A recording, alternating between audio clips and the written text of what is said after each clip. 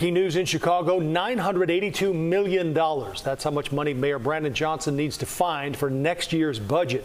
The nearly $1 billion shortfall is almost twice as big as the number he faced last year. So why is that number so big, and what are the options to balance the budget? Sarah Monkey asked the experts and joins us live from our newsroom with their answers. Sarah.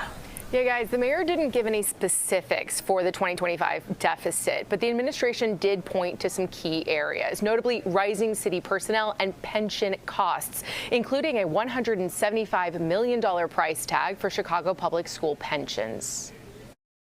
Hello, family. Welcome back to another episode of Journey to Harmony. I'm your host, Richard Harmon. Today, I want to come and talk to you guys about the exploding budget deficits of U.S. cities around the nation. So we all know about the cost and the overall U.S. budget that is going outrageous. We've reached over $35 trillion to this point. But recently, we've had a few states that come out and talked about it. Last year, we had California talk about how they had a $300 billion budget deficit. Houston has recently come out and said that they are broke. And now Chicago is talking about how they have a $1 billion budget deficit. Chicago is one of the ground zeros for the migrant crisis, how they accepted endless amounts of illegal immigrants coming into their city.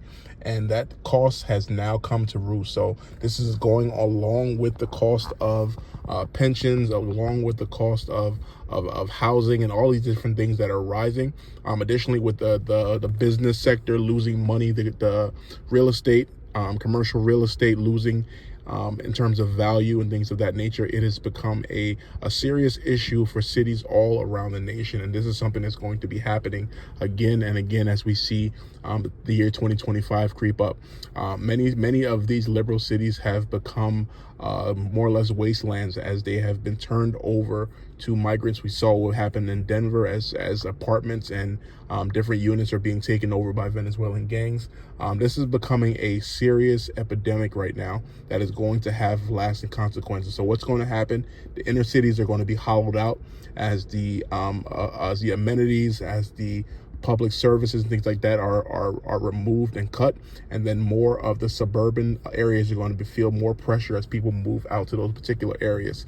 How exactly are these cities going to pay for this? Let me go ahead and show you a video real quick. It's your first time joining, please hit that like button, consider subscribing to the channel, and here we go. NBC 10's Alicia Palumbo live in Stoughton this morning to explain. So Alicia, what are we talking about here? Well, Raul, the superintendent called this a transportation perfect storm. And as you might imagine, parents sounded off on it in a meeting last night.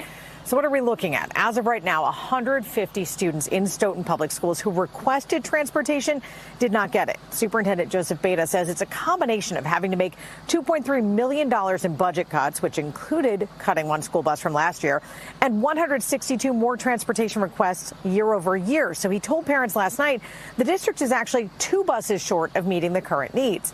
Transportation is required for grades K through 12 who live more than 2 miles from school. Stoughton Public Schools has used a fee-based system in the past for grades 7 through 12, but don't currently charge for busing. Parents propose possibly reinstating that for future school years, as well as possibly doing double or triple morning and afternoon bus runs. They also pleaded their case with the superintendent yesterday as the district works to fit as many more students on buses as they can. I'm a single mom. There's absolutely no way I can drop her off and pick her up at any point, morning or afternoon. My daughter is on the IEP, and I'm just concerned because having her walk anywhere, that's a liability for everybody. And I'm also, too, a working mom. 1.9 miles feels a lot for a 11-year-old to be walking, especially in the winter. All right, perfect. So you guys see there, they are cutting these school buses for middle school and high school students in these towns. This is something that we're going to see throughout the country as these areas look to how they can balance their budgets.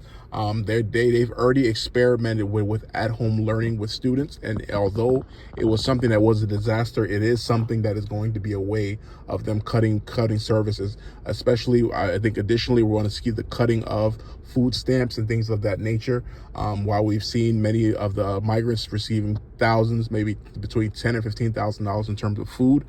For those of us who are Americans, expect that in time to come, if you are on these SNAP benefits or if you're on any government assistance, it's going to be cut as they are looking to prioritize the illegal immigrants that are coming to this nation. This is something that's going to be ongoing. How will this affect everyday citizens? Again, those who are in these inner cities who are able to move will move. My expectation as well is that we're going to see an explosion in private education, whether it's private schools, it is homeschooling. Parents are looking for ways on how they can get their kids out of these situations, and they realize that these schools no longer care about education. When you go to places, you have to ask, are they teaching math at this school? Has become a serious question because of the focus of what that these the teachers unions and these other people who are in charge of these areas are focused on. This is something that's going to happen around the nation, and they're going to continue to blame it on other issues, racism. They're going to continue to blame it on, all of these different things that make absolutely no sense. And it's something that's going to have a lasting effect. If you're in the suburbs, again, it's going to be a serious increase in people who are leaving the inner cities and looking for options. And, those of you who are looking for houses, maybe you look for a little bit further out, but we're facing a serious crisis here in America, and 2025 is going to be a doozy. What are your thoughts on this? Please comment below. Like, share, and subscribe. Thank you so much for joining. Have a good day.